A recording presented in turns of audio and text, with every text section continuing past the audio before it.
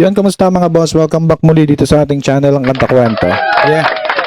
So, yun nga, meron tayong re-reaction dito, no, mga kakwento, no. So, siguro lahat naman tayo siguro familiar, ito mainstream to, no, yung nanalong The Voice ng Ka-Boys pala, Ka-Boys. Sa The Clone ng Itbulaga, yung champion, yung grand winner, no, na si Jean Jordan, no. Si Jean Jordan, ito yung actually itong Jean Jordan na to, bago pa siya sumali dito sa Itbulaga na The Clone, no. Lagi ko na 'to napapaano sa TikTok. Sa TikTok kasi talaga siya unang nakilala, or hindi man ganun kakilala sa ibang platform, no. Sa doon talaga sa TikTok siya nakilala. So kaya natuwa ako noon nung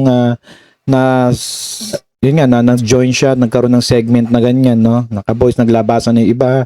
Yun nga na content natin nakaraan si Jerome Everdome. Ngayon ito kasi grand champion to. Nagtataka nga rin ako no pag napapasyal ako sa Itbulaga sa live. Ang lagi nandun is yung hindi siya, no? Wala siya ron. So tapos nag-scroll ako ngayon. Actually ngayon ko lang din nalaman to. Meron kasi may content dito sa Explicit PH.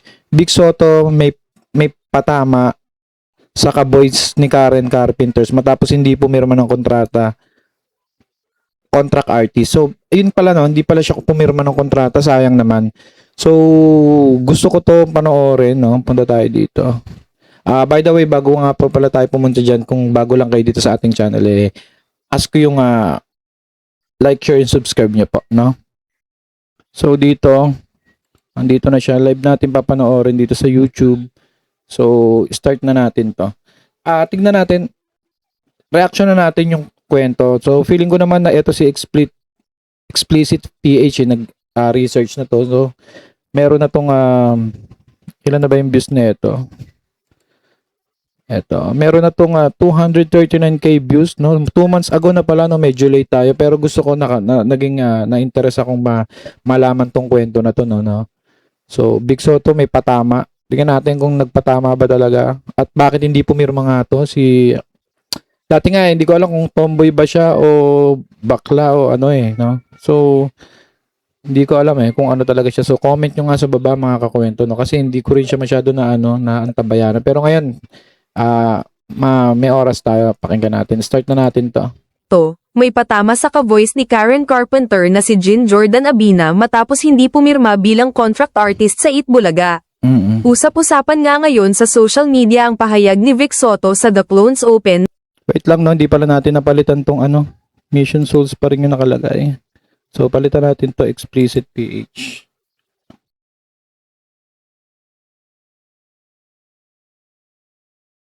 Punta kayo mga kakwento or kung napanood nyo na to, samahan nyo lang ako dito. Punta kayo sa ito kay Explicit PH, tama ba spelling ko? Explicit. Okay. So tuloy natin. Na tila may patama ito kay Jean Jordan Abina dahil hindi ito pumirma bilang contract artist ng Itbulaga. Sa ginanap na The Clones kamakailan, mapapansin natin na tila wala at ilang linggo nang hindi nagpapakita sa Itbulaga si Jean Jordan Abina para mag-guest sa Itbulaga. Dahil wala si Jean Jordan, pinag-guest nila si Jezara Anggi para kumanta ng Karen Carpenter at bilang kapalit ni Jean Jordan. Ayan, Alam naman natin na si Jezara Anggi. Itong babae na to, ito malupit din to. Ang nga naman, Claire de la Fuente, no? So siguro ito na yung pinang-substitute kay Jean Jordan kasi alam naman natin na si Claire de la Fuente is na turingan din na carpenters ng Pinas, no? So, yun. Siguro siya yung tingnan natin. Anggi ay isa din sa ginagaya niya ay si Karen Carpenter dahil halos magkapareha ang boses ni Karen Carpenter at ni Claire de la Fuente. Pagtapos nga ng pagkanta ni Jezara Anggi ay nagtanong na si Bossing Vic para sa contestant. At dito na nga nagparinig o nagpatama si Vic Soto na hindi daw pumirma si Karen Carpenter at ang pinatatamaan nga ni Vic Soto dito ay walang iba kundi ang ka-voice ni Karen Carpenter na kumbaga parang nag-joke lang pala na may konting, alam naman natin ng TBJ, no, talagang magaling to magpahaging no. So habang kumakanta pala to si yung isa, nakaboses ni Claire De La Fuente, kasi daw nga hindi daw pumirma si Carpenters. So hindi nga naman pinangalan Jean Jordan. So Carpenters, alam naman natin yun, di ba kung sino yun? Di si Jean Jordan nga. So tuloy natin. Na si Jean Jordan. Hmm. Nagulat ang mga host dahil sa sinabi ni Vic Soto na patama nito sa ka-voice ni Karen Carpenter na si Jean Jordan. Mm-mm. Tila hindi na nga nakapagtimpi si Vic Soto at naglabas ng kanyang sama ng loob dahil tinanggihan nga ni Jean Jordan na pumirma bilang contract artist ng Itbulaga. Hindi tuloy siya kasama sa gaganaping concert ng The Clones na kung saan pangungunahan ng TVJ. Sayang naman no. Sayang talaga. Actually kung titignan kasi talaga natin no, karapatan din naman ni Jean Jordan yun mamili kung pipirma ba siya o hindi. So kaso nga lang sa mata ng mga publiko, katulad natin no, kung di tayo masyadong open-minded, parang lalabas kasi is parang nagmamalaki no, parang gano'n na. Pero hindi, karapatan niya pa rin kasi yun. So kaso nga lang, kung ako, magkaiba kasi kami ng sitwasyon, no? Pero kung ako sa kanya, hindi ko napapakawalan sana to. Itbulaga na to, ang dami ng sureball ka na rito. Hindi ka masisiro dito. Tingnan mo nga si Raisa May nga, di ba? Nandiyan pa rin. Di ba?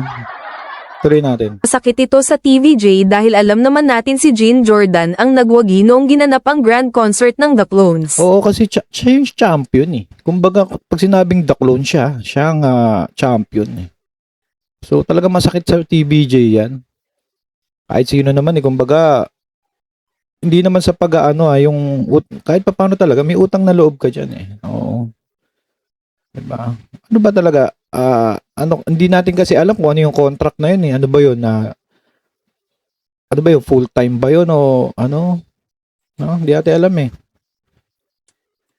Wait lang. Kasi kung pwede mo naman dyan, isingit-singit lang din, di ba? At siguro naman kung kung hindi ka naman, kung busy ka naman pwede mo naman sigurong mag-absent, di ba?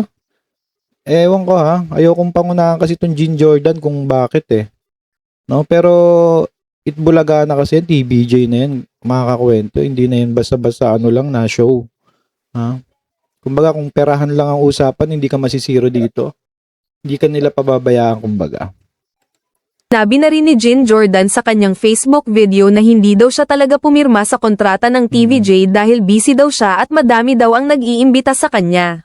Pero hati ang opinion ng mga netizen dahil bakit tinanggihan ni Jean Jordan ang kontrata ng TVJ para sa kanya.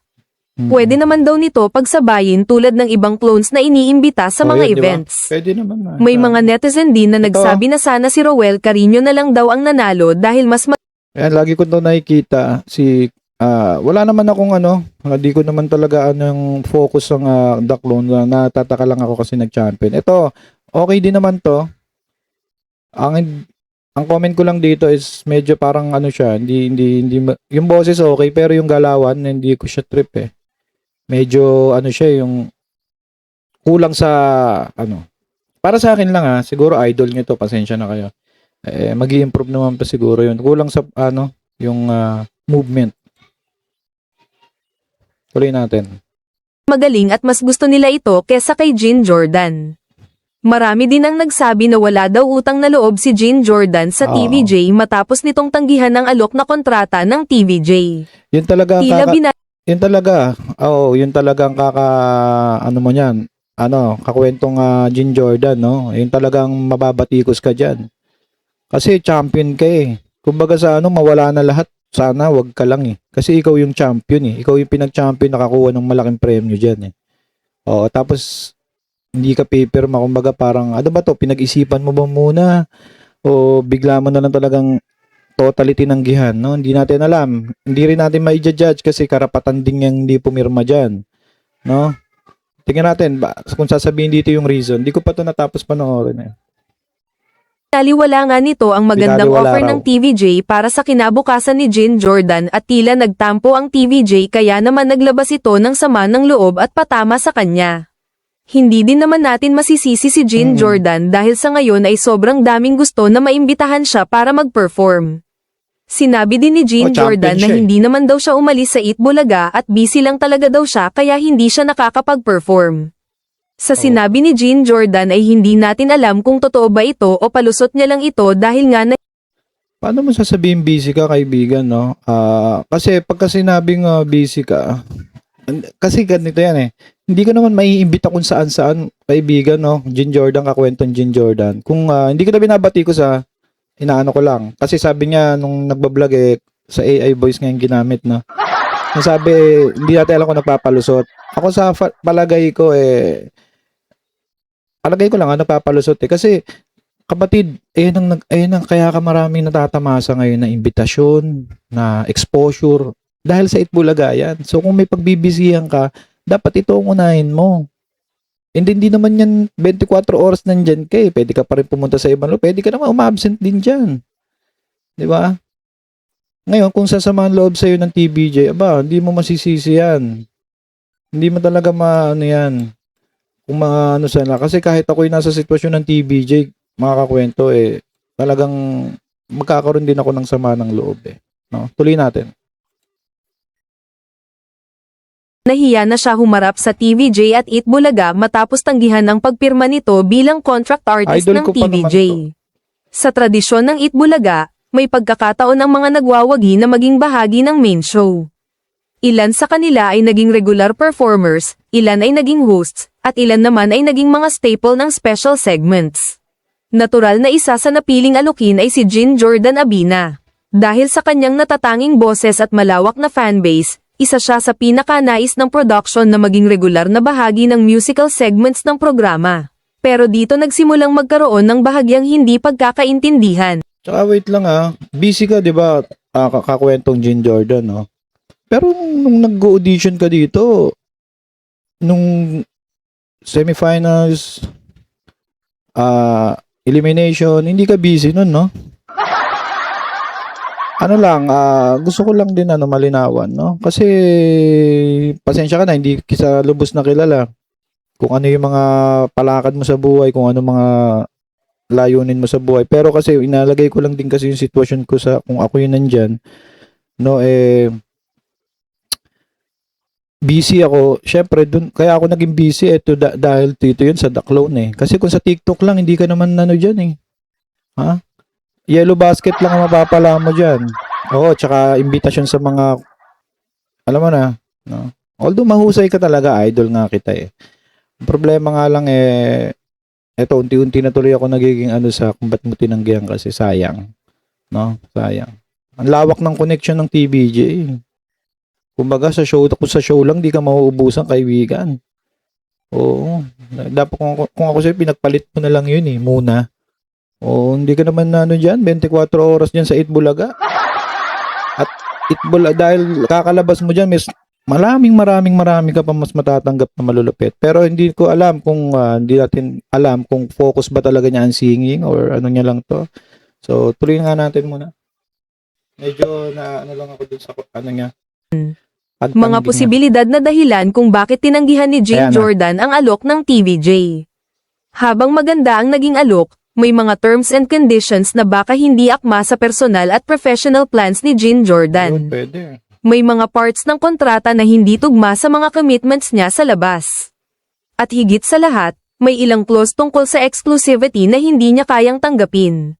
Hindi ito unusual sa entertainment industry. Maraming talents ang masusing pinag-aaralan ng kontrata lalo na kung nakasalalay dito ang kanilang long-term career path. Pwede. At matapos ang ilang linggong pag-iisip, konsultasyon, at pakikipag-usap, hindi pumirma si Jean Jordan. Hindi ito Wait lang, yun lang, no? Hindi kasi natin alam kung ano nakasulat dito sa kontrata. Kung kanta-kanta lang naman siguro, no? Baka hindi niya rin naman tatanggihan. Pero may sinasabi nga dito to si Explicit PH na pati may exclusive condition, no? Yun hindi natin alam. Ano kaya yun? So, sino ba nakakaalam, no? Siguro parang nababase sa sa appearance niya, sa personality niya. Ano bang doon? Babaguhin ba yung pagkatao niya doon? No, hindi natin alam eh. So, yun possible din naman, no? Maganda kasi malaman natin yun. Oo. Para hindi, kumbaga makalaya si Jean Jordan sa mga bati ko sa kanya na bakit niya tinanggihan nga, no? Oo. Kung talagang valid ba talaga sa public. Pero kung alam ko sa kanya valid yun dahil siya yan eh, no? Pero wala tayong magagawa. Pero bilang fans lang din at manonood eh, medyo masakit nga yung Ginawa ginawa niya. ng biglaan. Hindi ito ginawa ng magulo. Maayos niyang ipinaabot sa management ang kanyang desisyon. Pero kahit gaano kapropesyonal ang isang desisyon, hindi ito laging natatanggap ng lahat ng walang bahid ng damdamin. At dito unti-unting sumulpot ang issue. Sa panig ng Itbulaga, simple lang ang paliwanag, gusto nila si Jean Jordan. Mm-mm. Nakikita nila itong pang long term. Pero bilang isang malaking production, kailangan nilang protektahan ang brand, ang schedule, at ang kanilang artists. Kaya kailangan nilang magkaroon ng eksklusibong kontrata para sa mga ipapasok nila sa regular cast. Hindi naman nila pinipilit, ngunit kapag hindi pumirma ang talent, natural na hindi sila mabibigyan ng regular segment. Oo. Hindi ito parusa, ito ay proseso. Ngunit ayon sa ilang insider na pamilyar sa takbo ng industry, Yeah. may halong panghihinayang daw talaga ang show. Sila mismo ang tumuklas sa isang rare talent. Oh, yun. Tama na, no? So, siguro yun lang, ganun lang iikot ang istorya nito, no? Na samaan ng loob, ganyan-ganyan. So, sayang lang talaga. Sayang both part. Alam mo, Itbulaga, sayang din. Hindi nyo siya nakuha, no? Kasi mahusay talaga. So, kung, ano naman, hindi na rin naman natin hindi rin naman pwedeng sumbatan ng Itbulaga rin to na, ano, na ganun-ganun na na-discover siya, ganyan. Kasi ang Itbulaga ang nagpa-show, eh. Tama. Hindi naman si Jean Jordan, eh. Kumbaga nag-join lang naman tong tao at mahusay siya at nakuha niya yung champion, no? So, choice niya rin 'yun. So, mahirap natin i-judge si Jean Jordan, no? So, dahil nga nalaman natin may mga sa contract kasi hindi natin alam kung ano mga nakasulat no na baka may mga labag sa prinsipyo niya or labag sa mga ibang lakad niya, no? So, talagang pero pwede rin naman siguro siya mag-guess-guess diyan. Hindi nga lang regular yan nga sabi, no? Eh, iba kasi pagka regular, kontrata ka dyan. Kumbaga sa priority ka, tapos pwede sila mag-decision sa'yo sa schedule nga, no? So, dahil nga, hindi siya pumirma, baka ayaw niya ng ganun, no? Palakpakan na rin natin to si Jean Jordan, no? Meron siyang isang, siguro naman hindi rin naman ganung galing sa hirap to si Jean Jordan talagang hindi niya naman ganun kakailangan talaga palakpakan natin. So mga kwento yun lang So kayo ba sobrang hati nito no? Ako hindi ko alam pagka naririnig ko yung side ng TVJ parang napupunta ako kay Jean Jordan. Pag naririnig ko naman yung side ni Jean Jordan parang na-okay naman ako sa kanya no. So feeling ko karapatan to ng bawat isa na tumanggi at karapatan din naman ng na tanggapin ng pagtanggi, no?